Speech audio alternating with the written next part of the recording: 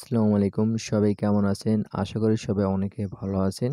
অনেক দিন ধরে অনেক ইউজার, অনেক ডেভেলপার বলতেছেন ভাই এই ধরনের মোবাইল ফর্ম কিভাবে বানান, কিভাবে এই ফটোগুলো এডিট করতেছেন একটু শিখিয়ে দেন। তো আজকে এই ভিডিওর মাধ্যমে আমি আপনাদের দেখিয়ে দেবো এই ধরনের মোবাইল ফর্ম কিভাবে আমি বানাই।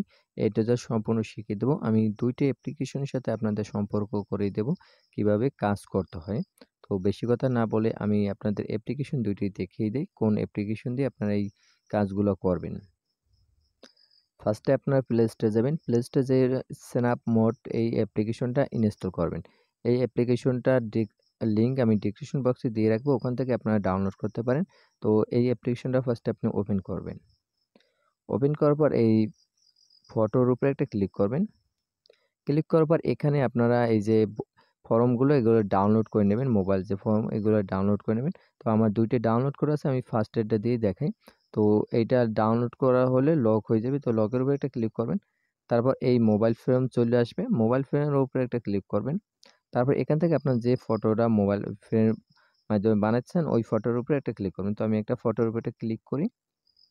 ক্লিক করবার সাথে, সাথে এখানে দেখেন আমাদের মোবাইল ফ্রেমটা বসে গেছে একদম সুন্দরভাবে। তো এখানে আপনার ব্যাকগ্রাউন্ড কালারও দিতে পারেন। তো এই কালারের উপরে একটা ক্লিক করবেন। তারপর আপনার পছন্দ মতো যেকোনো কালার দিতে পারেন। তো আমি এই কালারটা দেব। আর এখানে আরেকটা সেটিং আছে। এখান থেকে আইসা মনের মতন আপনার কালার সাজায় নিতে পারেন, বানায় নিতে পারেন। তো আমি আমার পছন্দ মতন একটা কালার বসাই দিতেছি। তো এইটা বসাই দিলাম। দেখেন আমাদের ব্যাকগ্রাউন্ডের যে কালার ওইটা চেঞ্জ হয়ে গেছে। তো এটা সেভ করার জন্য আপনারা এই সেভ বাটনের উপর একটা ক্লিক করবেন। কিছু সময় ওয়েট করবেন। ওয়েট করার সাথে, সাথে এটা ফোনে সেভ হয়ে যাবে। ফোনে সেভ হওয়ার পর আপনার গ্যালারিতে যাবেন। গ্যালারিতে আসার পরে এখানে দেখতে পারবেন যে আপনার যে ফটো মোবাইল ফ্রেম বানাইছেন ওইটা এখানে সেভ হয়ে গেছে। তো অনেকে আছে যে সাইডের যে ব্যাকগ্রাউন্ড এটা চেঞ্জ করতেছেন, এগুলো ডিলিট করতেছেন।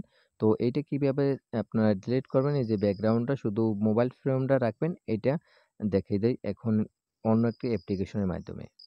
আপনার প্লে স্টোরে যেয়ে ব্যাকগ্রাউন্ড এই সফটওয়্যারটা ইনস্টল করে নেবেন। এটার লিঙ্কও আমি ডেসক্রিপশন বক্সে দিয়ে রাখবো। তো এটার উপর একটা ক্লিক করি। ক্লিক করার পর এই পেজ নিয়ে আসবে। তো আপনার লোড ফটোর উপর একটা ক্লিক করবেন। ক্লিক করার পর এখানে আপনার যে যত ইমেজ এখানে সব শো করবে। তো আপনার যে ফটো থেকে ইমেজ যে ব্যাকগ্রাউন্ডটা ডিলিট করতেছেন ওইটা নিয়ে নেবেন, সিলেক্ট করে নেবেন। তারপর এখানে ডান করে দেবেন। ডান করার পর এখান থেকে যে অটো কালার এটার উপর একটা ক্লিক করবেন। তারপর এই যে এইটা আপনারা পিছে যে ব্যাকগ্রাউন্ড এটার উপরে ছেড়ে দেবেন। দেখেন আমাদের যে ব্যাকগ্রাউন্ডটা রিমুভ হয়ে গেছে। তো রিমুভ করার পর ডান করে দেবেন। ডান করার পর আবার সেভ করে দেবেন। সেভ করার সাথে, সাথে আপনার ফোনে এটা সেভ হয়ে যাবে। তারপর ফিনিশ করে দেবেন। তো আবার হোম পেজে নিয়ে আসবে। এখান থেকে আপনার এইভাবে যেকোনো ফটো এটা আপনার পিছে যে ব্যাকগ্রাউন্ড ওইটা ডিলিট করতে পারেন। তো ভিডিওটা কেমন লাগছে? তো ভিডিওটা যদি আপনাদের ভালো লেগে থাকে তাহলে চ্যানেলটি সাবস্ক্রাইব করে পাশে থাকা বেল আইকনটি বাজিয়ে দেবেন এই ধরনের নতুন নিত্য ভিডিও পাওয়ার জন্য।